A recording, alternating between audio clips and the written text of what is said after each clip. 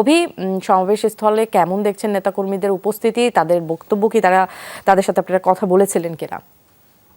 আমি এখন রয়েছি চট্টগ্রামের কাজীতলী এলাকায়। এখানে মূলত 2টার পর থেকে কিন্তু চট্টগ্রামের বিভিন্ন থানা ওয়ার্ড থেকে কিন্তু ছাত্রদল, যুবদল এবং শ্রমিক দলের বিভিন্ন নেতাকর্মী কিন্তু এখানে জড়ো হতে শুরু করেছেন এবং বিকাল 3টা নাগাদ কিন্তু চট্টগ্রাম বিএনপির স্থায়ী কমিটির সদস্য সালাউদ্দিন আহমেদ তিনি কিন্তু প্রধান অতিথির বক্তব্য রাখবেন। এর আগে থেকে কিন্তু এখানে যে পরিমাণ প্রস্তুতি নেওয়া হয়েছে বিএনপির যেই গণতন্ত্র দিবস উপলক্ষে যে সমাবেশকে কেন্দ্র করে অসংখ্য নেতাকর্মী কিন্তু এরই মধ্যে উপস্থিত হয়েছে।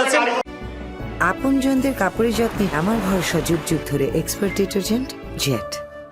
এবং সকলের কণ্ঠে কিন্তু একটি কথাই রয়েছে, তারা এই যে মানুষকে যে বার্তা দিচ্ছেন সেটি মূলত হচ্ছে আগামী দিন গণতন্ত্রের মাধ্যমে বাংলাদেশকে গড়ে তোলার লক্ষ্যই হচ্ছে তাদের প্রধান কাজ এবং এই লক্ষ্যে কিন্তু তাই দলটি আসলে কাজ করবেন এবং মানুষ যাতে বিগত দিনে যে স্বৈরাচার সরকারের আমলে মানুষ যে পরিমাণ বৈষম্য শিকার হয়েছেন বিভিন্ন মাধ্যমে তারা যে বিভিন্ন সমস্যার সম্মুখীন হয়েছে সেই সমস্যাগুলো দূর করে নতুন বাংলাদেশ বিনির্মাণে তারা এই ভূমিকাগুলো রাখবেন। এই দলটি সেই লক্ষ্যে কিন্তু তাদের যে প্রধান অতিথি রয়েছেন তিনি বক্তব্য প্রদান করবেন।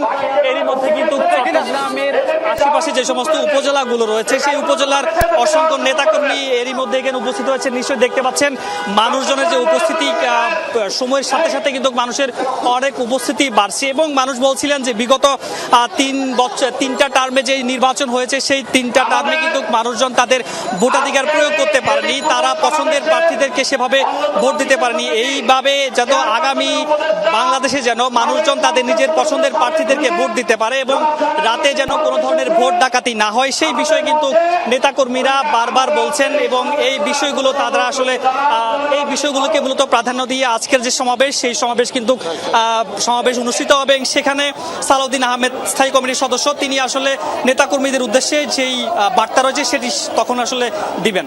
নিশ্চয়ই আপনার মাধ্যমে সেই বার্তা আমরা জানাবো দর্শকদেরকে।